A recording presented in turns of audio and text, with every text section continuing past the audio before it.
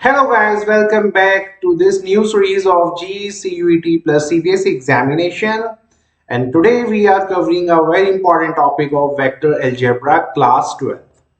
So in this particular video we will discuss a concept as well as we will discuss a question related to them. So now the first topic is your unit vector.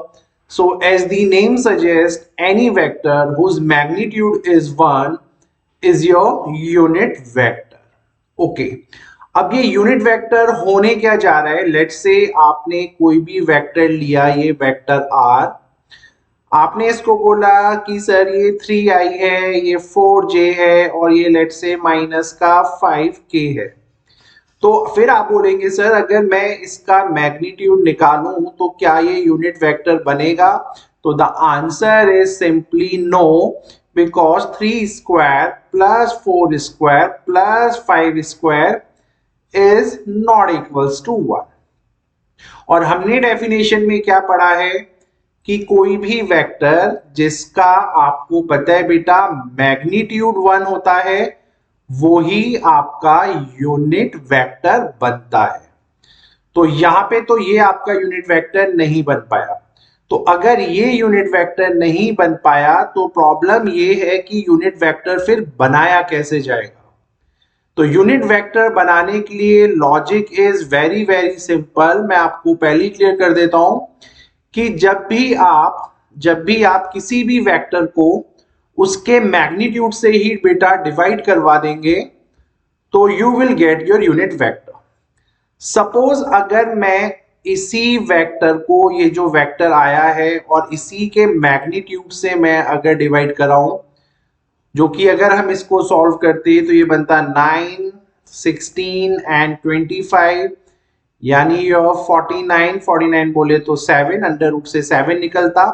तो अगर मैं इसी के magnitude से इसको divide करवा दूं, इसी वेक्टर को जो हमें गिवन है, तो आप यहां देख सकते हैं कि अब अगर इसका मैग्नीट्यूड निकाला जाएगा इस वेक्टर का तो डेफिनेटली आपको जो आंसर मिलेगा वो इक्वल्स टू 1 ही मिलने जा रहा है, बिकॉज 3/7 का स्क्वायर विल गिव यू 9/49, 4 का स्क्वायर आपको देगा 16, 7 का अगेन 49, 5 का आपको देगा 25 एंड दिस इज अगेन 49। आप इन सबको ऐड करेंगे तो यू विल गेट 49/49, जो कि कैंसिल होके will give you 1।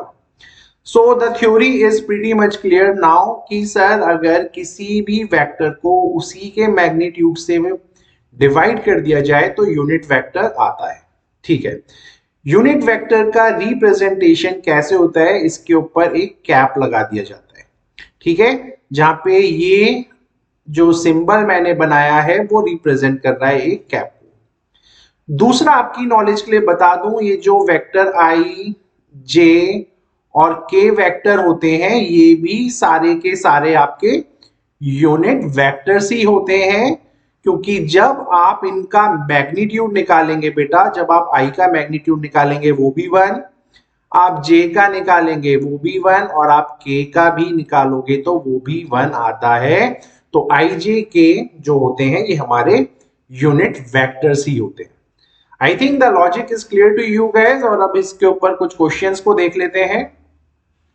So as you can see यहाँ पे आपसे क्वेश्चन जो मांगा जा रहा है, you have to find a unit vector in the direction of another vector i + 2j + 3k।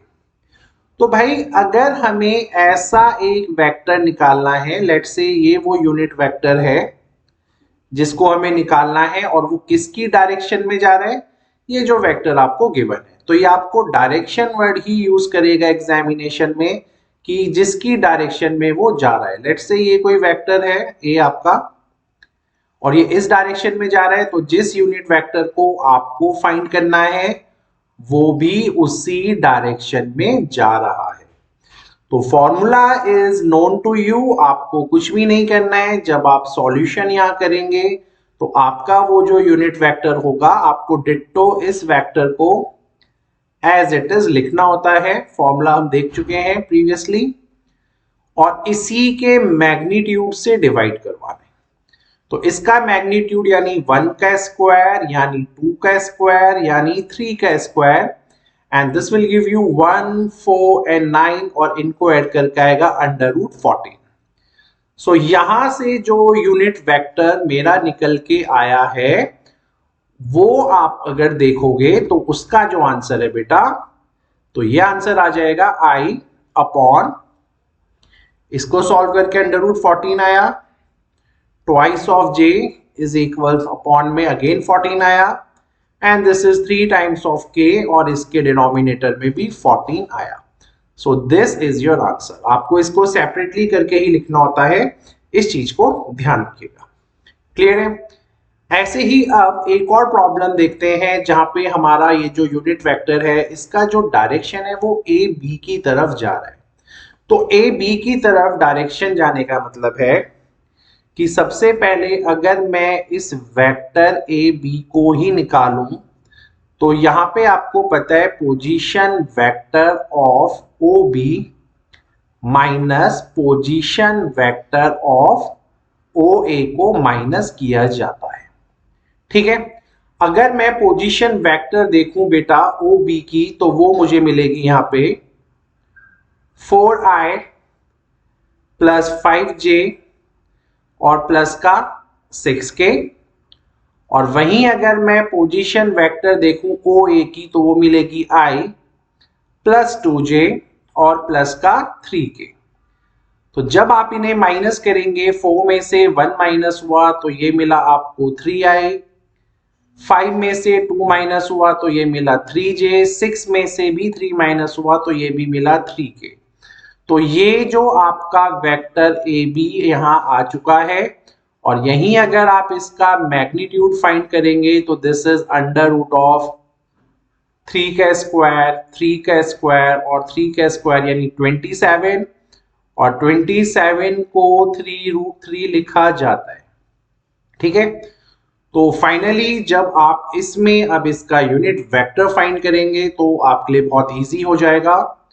तो मैं इसको ए बी से ही रिप्रेजेंट रहने देता हूं, इसके ऊपर कैप लगा देता हूं।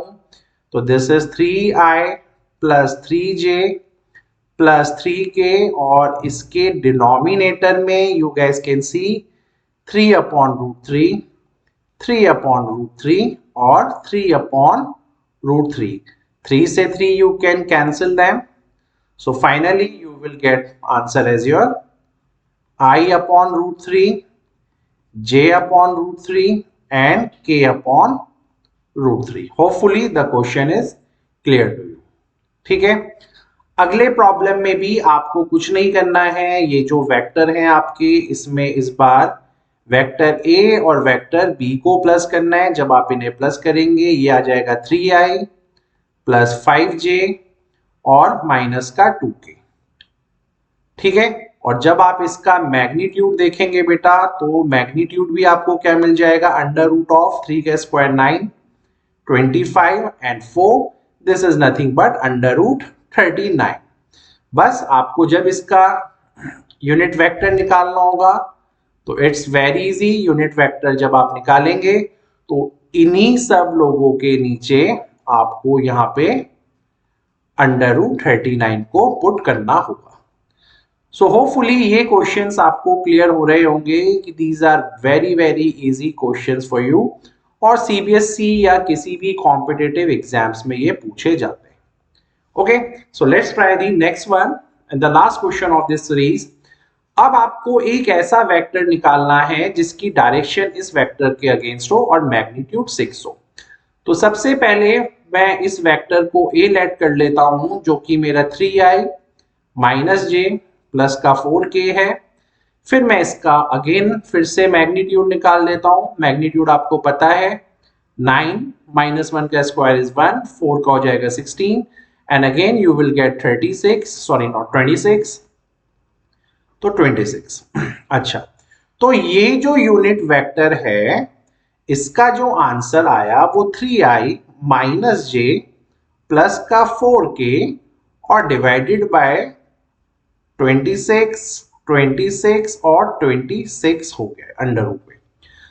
अब क्योंकि इस वेक्टर का मैग्नीट्यूड तो यू गाइस नो कि 1 ही आना था, लेकिन इस क्वेश्चन में स्पेशली यहां मैग्नीट्यूड अगर 6 रखने के लिए बोला है, तो इन तरीके के क्वेश्चंस में बस आपका जो भी यूनिट वेक्टर आता है उसमें आप उस मैग्नीट्यूड से इसका मल्टीप्लाई करवा दीजिए। तो जब आप इसका मल्टीप्लाई करवाएंगे, finally you will get your answer as 18, 6j 24k, और डिनोमिनेटर में you will see under root 26, under root 26 और अंडर रूट 26। ठीक है, so with this way I think the questions are clear to you. CBSE में straightforward पूछे जाते हैं, JEE के लेवल में भी ये पूछे जाते हैं, और सीयूईटी एग्जाम्स में तो definitely they can ask you. So hopefully the video is clear to you guys. We will see you in the next video with a new logic. Till then, thank you.